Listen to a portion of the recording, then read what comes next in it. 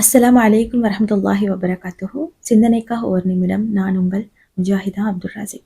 இந்த உலகத்தில் மிகவும் தவறாக புரியப்பட்டிருக்கின்ற ஒரு சொல்தான், ஒரு பதம்தான் அன்பு என்ற பதம். பொதுவாக கொடுப்பது மட்டும்தான் அன்புன்றதுதான் இந்த உலகத்தில் இருக்கிற பெரும்பாலானவங்களோட நிலைப்பாடு, பெரும்பாலானவங்களோட மனப்பதிவு அல்லது பெரும்பாலானவங்களோட நம்பிக்கை என்று கூட சொல்லலாம்.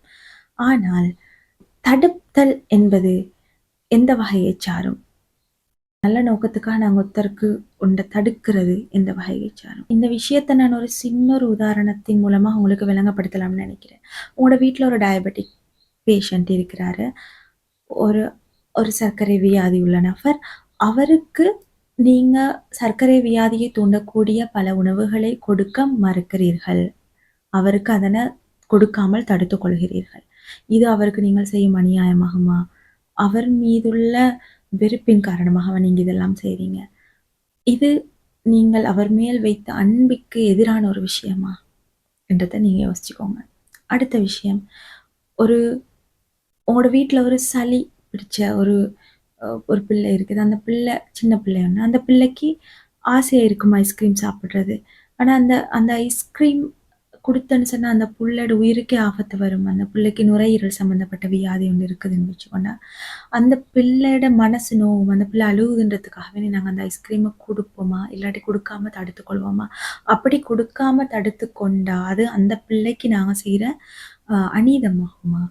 அந்த பிள்ளையின் மீது நாங்கள் வைத்திருக்கிற அன்புக்கு எதிரான ஒரு விஷயமாகுமான்னு சொல்கிறத நாங்கள் யோசிச்சுக்கொள்வோம். அடுத்தது நாங்கள் பேரண்டிங் பண்ணுவோம். பேரண்டிங் ஒரு பெற்றார்னு வகை சொல்லும் பொழுது அந்த பிள்ளைக்கு எங்கள்கிட்ட இருக்கிற அவ்வளோ சொத்தையுமே செலவழித்து அந்த பிள்ளை கேட்குறது எல்லாத்தையுமே வாங்கி கொடுத்து அந்த பிள்ளைக்கு இந்த உலகத்தில் இருக்கிற எல்லா இன்பங்களையும் சுவைக்க செய்கிறது, எல்லாம் நவீன வகையான எல்லா டிவைஸ்களையுமே வாங்கி கொடுக்கறது, இந்த எந்த கஷ்டமும் விளங்காமல் எங்களோட கஷ்டங்களை கூட மறைச்சி அந்த பிள்ளைக்கு நாங்கள் இன்னும் கொஞ்சம் கடனும் வாங்கி அந்த பிள்ளைக்கு தேவையான இந்த உலகத்தில் தேவையான அவ்வளோ லக்ஸரியஸ் லைஃபாக நாங்கள் அந்த பிள்ளைக்கு கொடுக்கறது அந்த பிள்ளையோட நாங்கள் அன்பாக இருக்கிறன்றதுக்கான அடையாளமாக இல்லாவிட்டால் இல்லை இந்த பிள்ளை இந்த உலகத்துலேயும் மறுமேலையும் ஒரு உயர்ந்த அந்தஸ்து அடையணும், இந்த பிள்ளை ஒரு சாலிகான பிள்ளையாக வளரணும், ஒரு சீரான பிள்ளையாக அந்த பிள்ளை வளரணும், இந்த நாட்டுக்கும் சமூகத்துக்கும் இந்த உலகத்துக்கும் ஒரு பிரயோசனமான ஒரு நட்பிரஜையாக அந்த பிள்ளை உருவாகணுன்றதுக்காக வேண்டி அந்த பிள்ளைக்கு நீங்கள் பல விஷயங்களை சின்ன வயசுலேருந்து ஆடை ஒழுங்கமைப்புகளாக இருக்கலும், அந்த பிள்ளைக்கு நீங்கள் எலக்ட்ரானிக் டிவைஸுகளை தடுத்துக்கிறதா இருக்கலும், அந்த பிள்ளை போதைப்பொருள் இந்த மாதிரி கெட்ட விஷயங்கள் கெட்ட நண்பர்களை அந்த பிள்ளை விட்டு தடுக்கிறதா இருக்கலும், அதல்லாமல் கெட்ட விஷயங்களுக்கு அந்த பிள்ளை கெட்ட விஷயங்கள் ஈடுபடுறதுக்கு தூண்டுதலாக அமையக்கூடிய அந்த காரணமாக அமையக்கூடிய அந்த பாக்கெட் மணியை நீங்கள் அந்த பிள்ளை கொடுக்காம வைக்கிறதா இருக்கலும், இது எல்லாத்தையும் நீங்கள் பண்ணுறது அந்த பிள்ளையின் மீதான உங்கள் அன்பின் வெளிப்பாடா இல்லாட்டி அந்த பிள்ளைக்கு நீங்கள் செய்கிற அநீதமா அதை நீங்கள் யோசிச்சு பார்த்துக்கோங்க. ஸோ இதை 3 உதாரணத்தை நீங்கள் நல்லா டீப்பாக பார்த்தா உங்களுக்கு விளங்கும். அப்போ அந்த பிள்ளையோ அந்த சர்க்கரை வியாதி உள்ள பெரியவரோ அப்பப்போ ஹர்ட் ஆகினா கூட பல போது யாராவது நல்லா சர்க்கரை போட்டு நல்ல ஒரு ஜூஸ் ஒன்று குடிக்கிறத பார்க்கல அவருக்கு அப்போ ஹர்ட் ஆகும் தான், எனக்கு இல்லையே ஒரு ஃபெலூடா ஒன்று எனக்கு இல்லையேன்னு. ஆனால் அதுக்கு பிறகு வர பெரிய ஒரு துன்பத்திலிருந்து நாங்கள் அந்த முதியவரை அந்த குழந்தைகளை நாங்கள் காப்பாற்றுறோம்ன்றது தான் அது ஆழமான அந்த நாங்கள் எங்களோட அந்த செயற்பாட்டோட வெளிப்பாடு நோக்கம். ஸோ இதை நான் புரிஞ்சு கொள்ளையிலமா இருக்குது எங்களுக்கு. ஏன்னா அப்போ கொடுக்கறது மட்டும் இல்லை, தடுக்கிறதும் தான் அன்பு. கொடுக்கறது எந்த அளவுக்கு அன்போ அதே மாதிரி தடுக்கிறது பல போது எங்களோட பேரன்பாக இருக்குது, எங்களோட தீச்சன்யமான அறிவாக இருக்குது, அன்பாக இருக்குதுன்னு சொல்கிறது எங்களுக்கு விளங்கும். ஸோ இதே நாங்கள் பார்க்கும் பொழுது அல்லாஹ் தாலா எங்களுக்கு தார விஷயங்கள் எவ்வளோ பெரிய நியமத்தோ, எங்களுக்கு தார செல்வம், எங்களுக்கு தர அறிவு, எங்களுக்கு தர உறவுகள், இந்த உலகத்தில் ஒரு மனிதன் சந்தோஷமாக வாழ வேண்டும்ன்றதுக்காக வேண்டி இந்த உலகத்தில் பல அளவீடுகளை வச்சுப்பாங்க. இப்படியெல்லாம் இதெல்லாம் கொண்டு இருந்தால் தான் ஒரு மனுஷன் சக்ஸஸ்ஃபுல்லான ஆள், சந்தோஷமான ஆள்ன்னு சொல்லி.